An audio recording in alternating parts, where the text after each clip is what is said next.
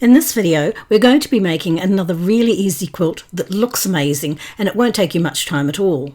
You'll only need one layer cake for the top of the quilt, but if you want to add a border, which is what we're going to be doing in this video, you'll also need a matching charm pack and a bit of yardage. The layer cake and charm squares packs we will be using are from a beautiful range called Field of Flowers by Catherine Watson from Moda. I just love the patterns, and of course Moda fabric is always a pleasure to work with. The first thing I'm going to do is take 28 of the layer cake squares, and these will be for the feature squares. Now I'm really loving the designs in this layer cake, and I think it's going to look lovely when it's finished.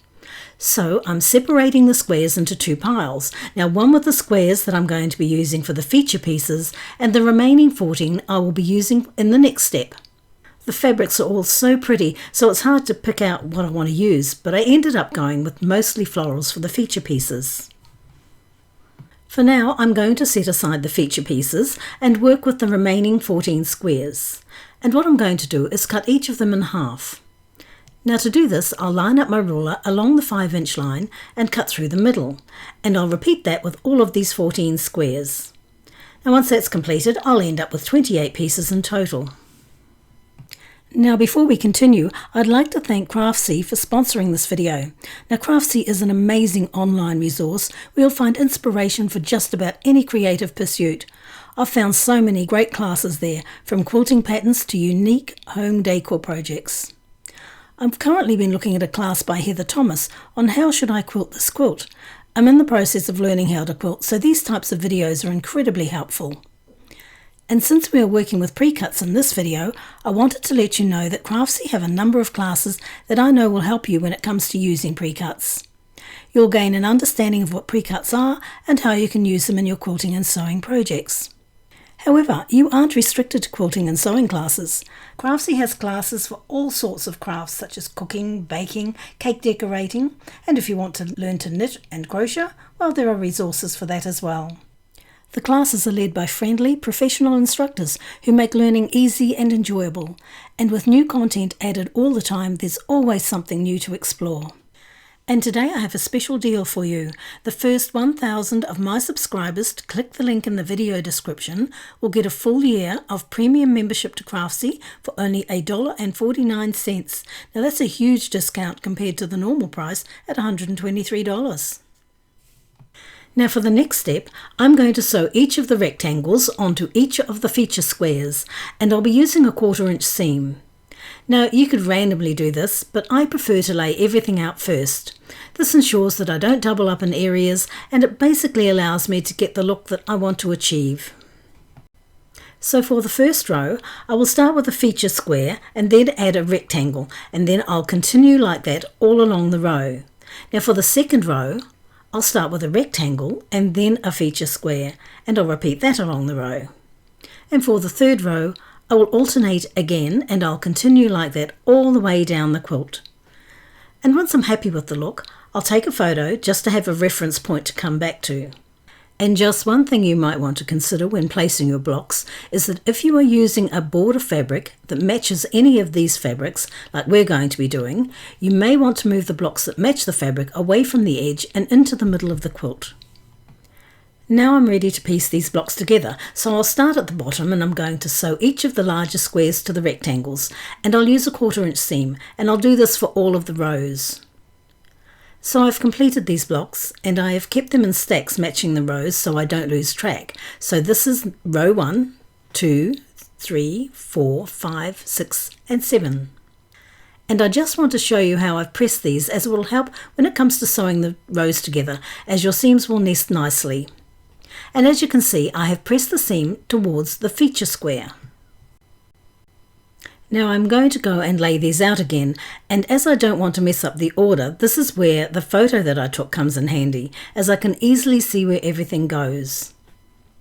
And at this point I can also make any changes if I see something that isn't quite right. And now it's time to sew the rows together. So I place the first block over the second block and sew them together with a 1/4 inch seam. Then I'll sew the next 2 blocks in the row together, and finally I'll join all 4 blocks together. Okay, so I've sewn 2 of the rows together, and before I continue, I just want to turn these over and show you how I've pressed them. So essentially, all the seams are pressed in the same direction as the blocks were previously pressed. So in the bottom row, they'll all go in this direction, and in the next row up, they'll all go in the opposite direction, and it will repeat like that all the way up the quilt. If you do this, you'll get that nice seam nesting going on, which means that the seams will line up perfectly. So I have all of my rows done, and now it's time to sew them all together. So I'll go ahead and do that. And there we are. The centre of our quilt is complete, and we're ready to add some borders. Now I'm going to be adding 2 borders to this quilt, and the pattern fabric will be for the first border, and the white fabric and the charm squares will be for the second border, and you only need 24 charm squares. I'm going to start by adding the side borders, and this is going to be pretty easy. However, I do want to measure my quilt first, and at this point it should measure 67 inches vertically and 56.5 inches horizontally. You do want to ensure your quilt measures the same, as the second border may not work out too well and you may need to adjust to get it to fit. So I'm going to need to cut some strips of fabric for the first border, so I'll line up my ruler on the 2.5 inch line and cut, and I'll repeat that until I have 7 strips. Now I'm going to add the side borders first, and I'll have to sew 2 strips together and then trim them back to get the length that I need, as the side border strips need to measure 67 inches. But once that's done, I can sew them onto each of the long sides of the quilt. So I have them sewn on, and now I'm ready to add the top and bottom borders. Now these should measure 60.5 inches, and I've already gone ahead and cut and trimmed them to the right size, so I'll sew them onto the quilt.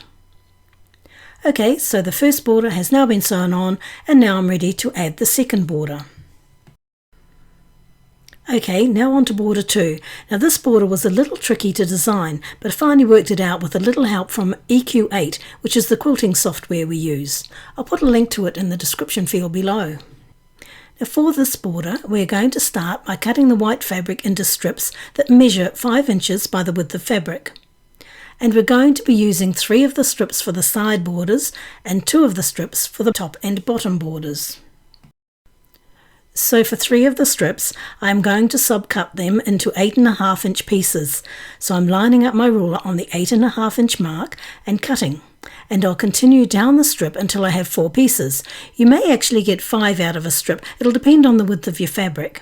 But either way, you will need to end up with 12 pieces that measure 5 inches by 8.5 inches. Now I'm just going to take the remaining 2 strips and subcut those, but this time I will be cutting them at 6 3/4 inches, and I will end up with 12 pieces of those as well. So at this point I have 12 of the large rectangles which will be used for the side borders, and 12 of the small rectangles which will be used for the top and the bottom borders. Now I'm going to take these pieces plus my charm pack and lay them out, as I want to see how it all looks before I start sewing it together.